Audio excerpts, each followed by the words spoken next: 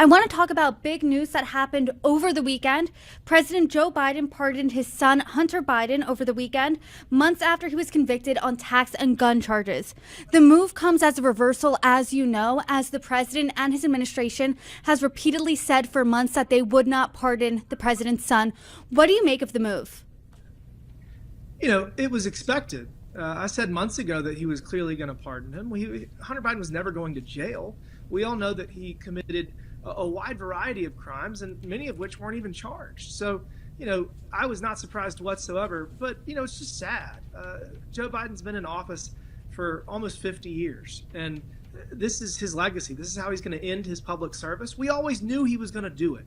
Why did he have to lie repeatedly? Why did his team have to lie repeatedly?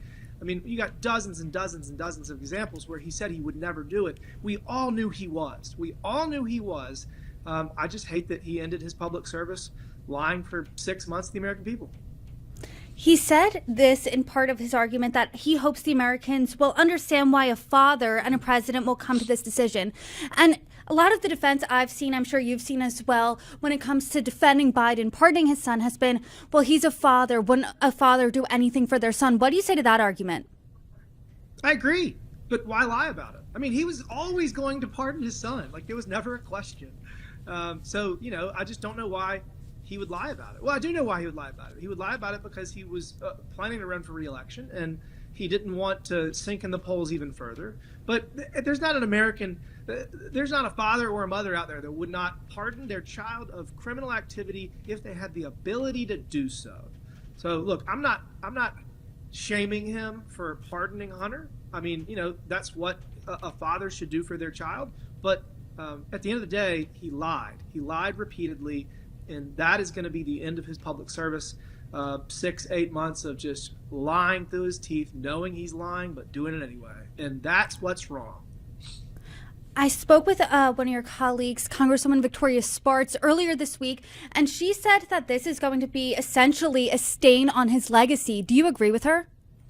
Absolutely. I mean, you know, look, the fact that his party forcibly replaced him at the last minute, the way they did, that was obviously not good for you know, the way people will remember him. But this is far worse. This is far worse. And you know, just I hate it for him. But he probably should have said, "I'll figure out that when the time comes," or said, "You know, I'm going to let the process run its course. We'll see what happens."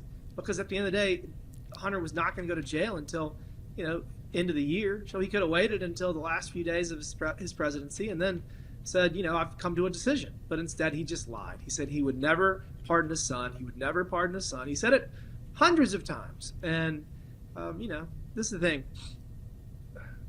Your reputation matters, and if your word matters. And his word is now meaningless, and it causes people to appropriately question everything else he said.